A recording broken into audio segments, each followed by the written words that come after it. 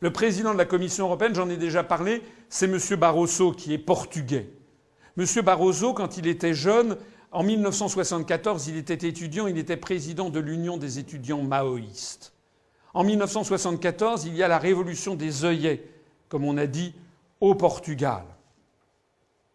Sans doute d'ailleurs, les Américains étaient peut-être un peu derrière, c'est pas impossible. Quand la révolution des œillets, la révolution du jasmin, la révolution des roses, etc., la révolution orange, tout ça, ça sent un peu toujours la même patte qu'il y a derrière. En attendant, ce sont quand même des militaires portugais qui ont fait chuter, qui sont révoltés contre le gouvernement Sá Carneiro, qui était le gouvernement dictatorial, le successeur de Salazar, et donc ils réintroduisent la liberté des partis politiques. Et parmi les partis politiques, il y a le Parti communiste portugais, inféodé à Moscou et au KGB. Les Américains prennent peur, parce qu'on est en 74, on est pendant cette décennie 70 où l'Union soviétique va marquer beaucoup de points. En 75, il y aura le Vietnam, le Cambodge, le Laos qui tomberont, si j'ose dire, dans l'escarcelle du camp socialiste. Donc les Américains prennent peur. Ils ont peur que le Portugal bascule dans le camp socialiste. Or, le Portugal, c'est notamment la base des Açores, la base militaire des Açores, qui est une base tout à fait stratégique. Donc les Américains décident d'envoyer un ambassadeur de choc qui s'appelle Frank Carlucci, qui en dépit de son nom est américain, Frank Carlucci, et qui est un agent de la CIA, on le sait de façon certaine, puisqu'après avoir été ambassadeur à Lisbonne, il a été directeur général adjoint de la CIA, de la centrale de Langley. Et Frank Carlucci arrive pour empêcher la prise de pouvoir par le PCP, par le Parti communiste portugais. Et selon le théorème les ennemis de nos ennemis sont nos amis, eh bien il repère très vite Barroso qui est le président de l'Union des étudiants maoïstes. D'ailleurs, beaucoup de mouvements maoïstes ont toujours été proches des intérêts américains puisqu'ils étaient les principaux opposants à gauche des partis communistes qui étaient inféodés à Moscou. J'ai parlé tout à l'heure de Cohn-Bendit qui était maoïste. J'aurais pu parler de Serge July, d'Edoui Plenel, le directeur du Monde.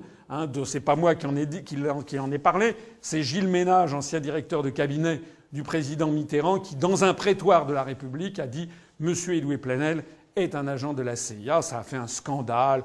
On a dit que M. Ménage déménageait, si j'ose dire, qu'il avait perdu l'esprit. Mais en attendant, Edoui Plenel a quand même quitté la direction du journal Le Monde. En attendant donc, l'ambassadeur américain repère Barroso et va en faire un protégé des intérêts américains.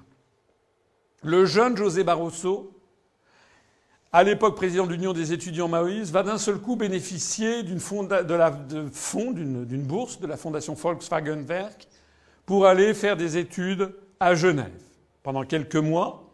Et ensuite, il traverse l'Atlantique, il devient boursier de l'OTAN pour aller faire des études à Georgetown University. Alors c'est quand même assez fort quand vous êtes président de l'Union des étudiants maoïstes de vous retrouver 1 an et demi après boursier de l'OTAN pour aller à Washington, à Georgetown University, qui est un peu l'équivalent de l'ENA américaine, mais une ENA où on formerait également les agents de la CIA, puisque beaucoup d'anciens de la CIA ont été profs à Georgetown et réciproquement. Et puis après, on va orchestrer, les Américains vont commencer à orchestrer la montée en puissance de la carrière de M. Barroso selon la théorie américaine de la self-fulfilling prophecy, c'est-à-dire de la prophétie autoréalisatrice. Donc M. Barroso va commencer à faire de la politique et il va se pointer au congrès de Davos, au sommet de Davos, et d'un seul coup, tous les journaux européens, américains, etc., journaux économiques, vont tous faire le même type de papier en disant « il y a une étoile montante extraordinaire au Portugal, un type fantastique qui est vraiment, ça sera probablement un jour le Premier ministre du Portugal ». Donc à force de dire ça, bien ça en entretient une espèce d'image qui s'entretient jusqu'à devenir réalité. On a vu ça récemment, d'ailleurs, en France, avec une espèce d'orchestration sur le thème que M. Dominique Strauss-Kahn était un type fantastique en matière économique et financière, on ne pouvait pas se passer de ses talents. Alors que les talents de M. Strauss-Kahn, j'aimerais qu'on me les montre, aussi bien quand il était à la tête de la France qu'au FMI. Mais tout le monde, même à droite, tout le monde répétait comme ça, comme si l'idée venait de même. Ah oui, c'est dommage, Strauss-Kahn, quand même, c'est vraiment un type très fort en matière économique, financière. Mais il n'avait pas de bilan pour cela. Donc c'est ce qu'on a fait avec M. Barroso. Et bien, à force de le dire, c'est devenu un fait. Donc M. Barroso a fini par devenir Premier ministre portugais.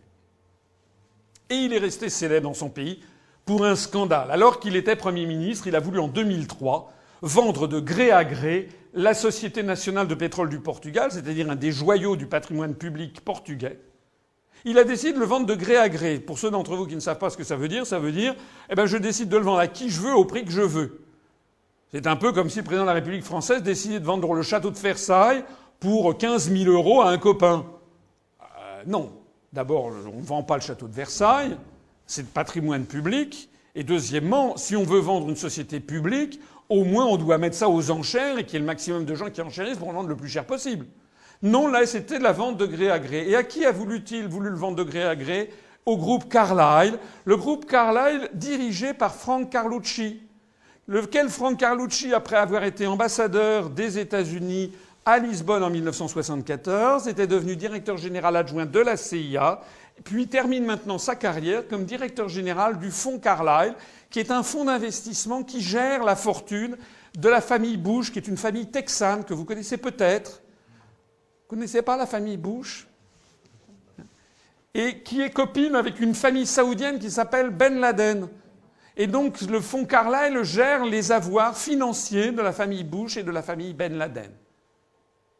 Alors, comme ceci a fait scandale à l'époque, les députés notamment du Parti communiste portugais ont fait scandale, eh bien, l'affaire ne s'est pas faite. Il y a eu des élections et Barroso a été chassé par les Portugais.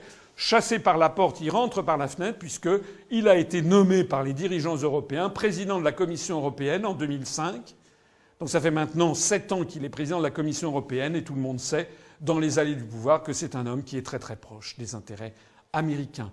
Le président de la Commission européenne a ce pédigré.